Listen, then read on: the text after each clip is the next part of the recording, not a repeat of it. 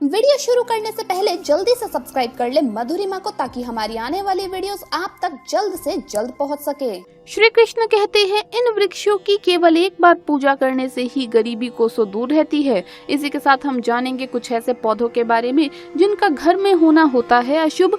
ऐसे पेड़ पौधे घर में होने से आती है बर्बादी। अगर आपके घर में भी ये पौधे हैं तो आज ही घर से बाहर कर दे, वरना पछताओगे। तो पूरी जानकारी के लिए इस वीडियो को अंत तक जरूर देखिएगा। नमस्कार दोस्तों, स्वागत है आप सभी का एक बार फिर से। दोस्तों सच्ची श्रद्धा से कमेंट्स में जरूर लिखे हर हर महादेव, जय श्री कृष्णा।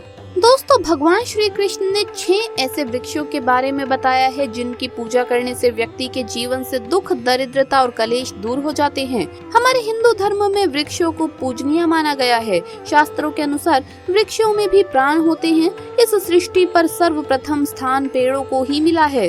उसके बाद जीव जंतुओं की उत्पत्ति हुई। पेड़ या पौधे हमारे सबसे बड़े और महत्वपूर्ण साथी है। पेड़ ना हो तो कुछ भी नहीं, यहाँ तक कि हमारा जीवन भी नहीं। प्राचीन से प्राचीन वेद, पुराण, ग्रंथ, उपनिषदों में और आयुर्वेद में पेड़ों के महत्व का उल्लेख मिलता है। साथ ही वृक्षों को अति महत्वपूर्ण और सम्मानजनक स्थान दिया गया है। यूँ तो सभी पेड़ पौधे अपने कई महत्वपूर्ण गुण धर्मों की वजह से हमारे लिए पूजनीय और सम्माननीय है, परंतु इनमें से भी कुछ ऐसे पेड़ हैं जो विशेष महत्व रखते हैं और मनुष्य इन्हें भगवान की तरह पूजता है। इन वृक्षों के बिना हमारे धार्मिक कार्य, पूजा पाठ अधूरे होते हैं। आज हम आपको ऐसे ही कुछ पेड़ पौधों के बारे में बताने जा रहे हैं जो बहुत ही पूजनीय है, जिनका वर्णन स्वयं भगवान श्री कृष्ण ने किया है। तो आइए जान लेते हैं कौन से हैं वो पेड़ पौधे। लेकिन उससे पहले आपसे रिक्वेस्ट है कि वीडियो को लाइक करें, अपने दोस्तों के साथ शेयर करें, और अगर आपने अभी तक चैनल को सब्सक्राइब नहीं किया है तो सब्सक्राइब करके बेल आइकन जरूर प्रेस कर लें।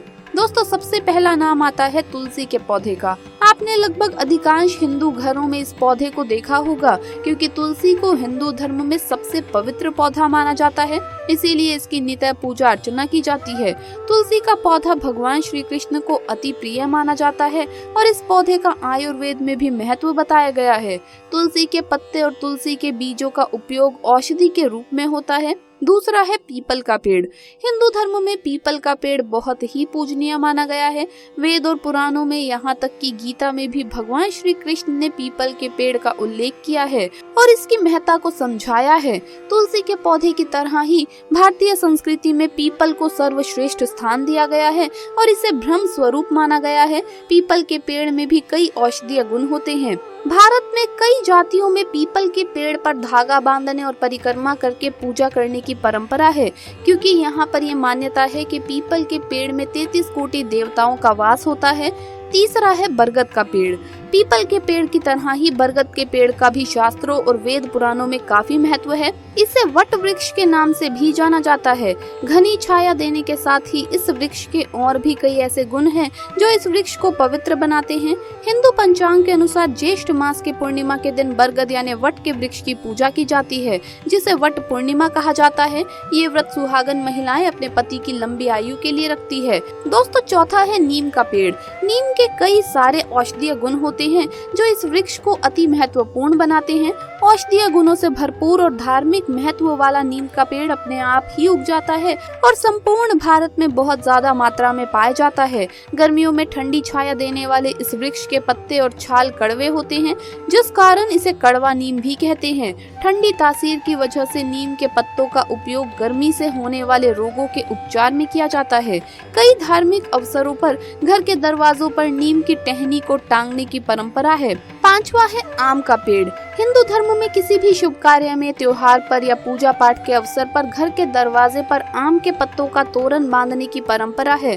भगवान के समक्ष रखे कलश में भी आम के पत्ते लगाए जाते हैं।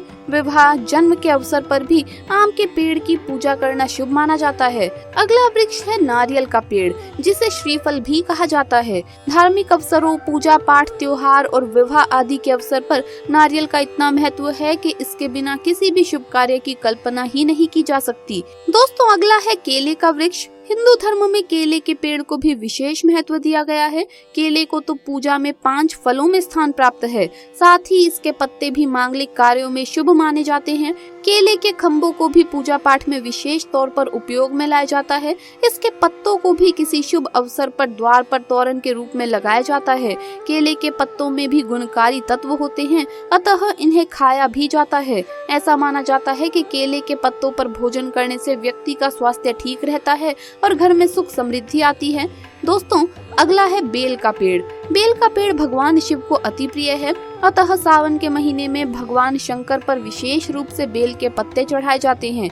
बेल के पत्तों और फूलों में बहुत सारे औषधीय गुण होते हैं। कई बीमारियों के साथ ही मधुमेह जैसी गंभीर बीमारी में भी उपचार के तौर पर बेल का उपयोग किया जाता है।